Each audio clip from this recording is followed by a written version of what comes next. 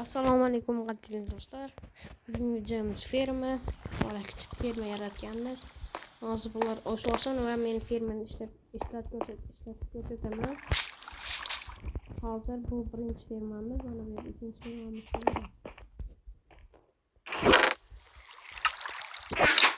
Qiruvchi savzali kelibdi. Oddiy ishlaydi. Mana bu tugmani bosaman. Mana bu yerda suv chiqadi. Mana bu yerda ekinlarni o'stirib beraman.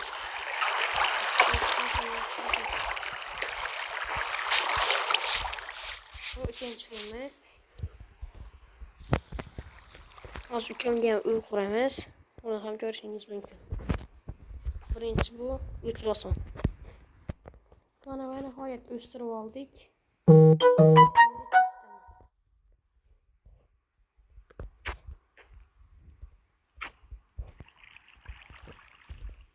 To'xtatib turing.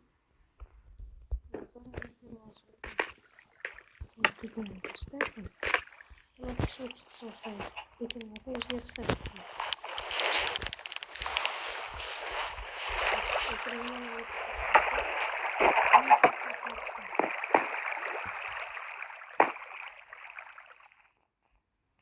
mana suv ham turib, mana ekinlarni tayyor olib beradi.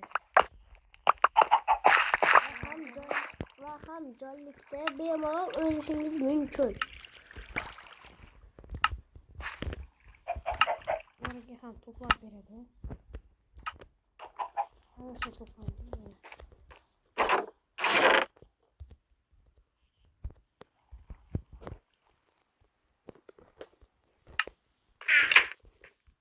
Mana shunday ishlarda hozir ukamga o'ylaymiz.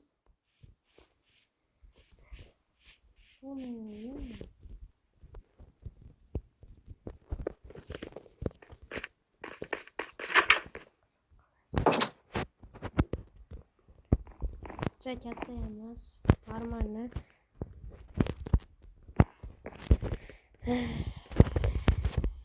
Mana bu yer kichik oshxonacha, sovuq uchun joy, sandiqlar. Kiyim qo'yishim kerak. Mana baliqlarni qo'yib qo'yadi. 3 kishi sig'adi. Kuniga 500 ming so'm. Kichkina tover quryapti dedim. Kichkina emas. Nima desam bo'ladi? Qasr quryapti dedim. Hozir uni bitirib ko'r. Mana bitta kichkina narsacha qurib oldik. Hozir buni ishlashini ko'rsataman.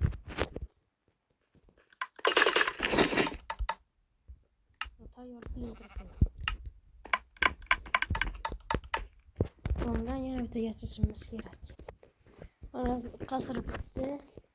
Aka o'rga uyni yarga qismini quramiz, chunki video ham cho'zilib ketdi.